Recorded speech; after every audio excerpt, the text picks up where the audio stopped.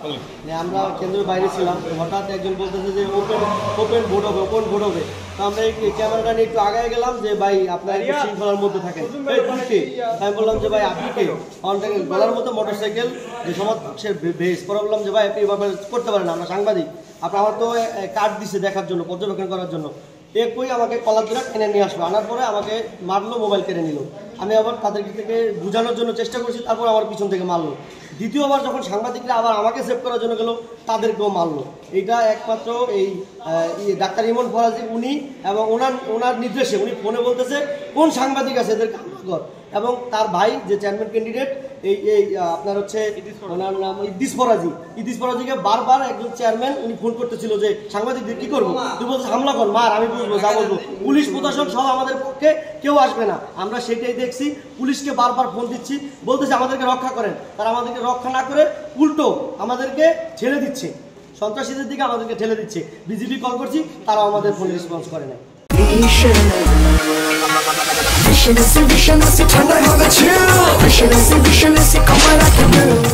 ইদ্দিস ফরাজের বাড়ির পাশে যে কেন্দ্রে, ওই কেন্দ্রে পেশাগত দায়িত্ব পালন করতে গেলাম। যাওয়ার পর আমরা ওই কেন্দ্রে গেছি, যাওয়ার পর শুনলাম ওই কেন্দ্রে একটু অনিয়ম হচ্ছে, যে ওপেন ভোট হচ্ছে, সবাই ওপেন ভোট দিচ্ছে। সেই জন্য আমরা সাংবাদিকরা সেটার তথ্য সংগ্রহের ভিডিও করার জন্য গেলাম। এর প্রতিমধ্যেই ইদ্দিস ফরাজের যেই সমর্থকরা আছে তারা মোটামুটি 50 থেকে 70 জন, তারা আমাদের যেভাবে পারছে আমাদের ক্যামেরা কেড়ে নিয়েছে এবং কি আমাদের মারছে। আমাদের জাতীয় উপজেলা প্রেস ক্লাবের সভাপতিকে মারতে সে এখন হসপিটালে ভর্তি। তার অবস্থা খুবই খারাপ এবং কি আমাদের আরো 25 হইতে 30 জন সাংবাদিক। প্রশাসন ওইখানে টোটালি নীরব ভূমিকা পালন করছে।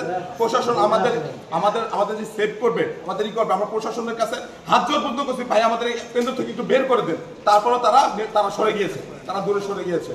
আমরা দেখেছি অনেকটা তারা চেয়েছে যে আমরা এভাবে হামলার শিকার হই, কারণ তাদেরকে বারবার আমরা ডাকার চেষ্টা করেছি, তাদেরকে আমরা আহ্বান করেছি আমাদেরকে সেভ করার জন্য, কিন্তু তারা আমাদেরকে সেভ না করে উল্টো সন্ত্রাসীরা আমাদের উপর যেভাবে হামলা করছিল, আমাদেরকে যেভাবে অবরুদ্ধ করে, মানে একটা রুমের মধ্যে আমাদেরকে অবরুদ্ধ করে তারা চতুর্দিক থেকে ঘিরে সন্ত্রাসী কায়দা আমাদেরকে মারতেছিল। কিন্তু প্রশাসনে অনেকটা নীরব ভূমিকায় তারা তাকিয়েছিল, মনে হচ্ছিল যেন তারা মজা নিচ্ছে, তারা মজা করতেছে, বিষয়টা তারা উপভোগ করতেছে। এই ঘটনার সুষ্ঠু তদন্ত চাই এবং বিচার চাই, এবং আমরা আশা করব একজন এইভাবে আমাদের সাংবাদিকদের উপরে যেভাবে সন্ত্রাসী কায়দা হামলা চালানো হয়েছে ইদ্রিস ফরাজের নির্দেশে এবং ইমন ফরাজের নির্দেশে, তারা কিভাবে জনপ্রতিনিধি হবে এবং মানুষের সেবা করবে, আমরা খুব শঙ্কিত এই বিষয়টা নিয়ে।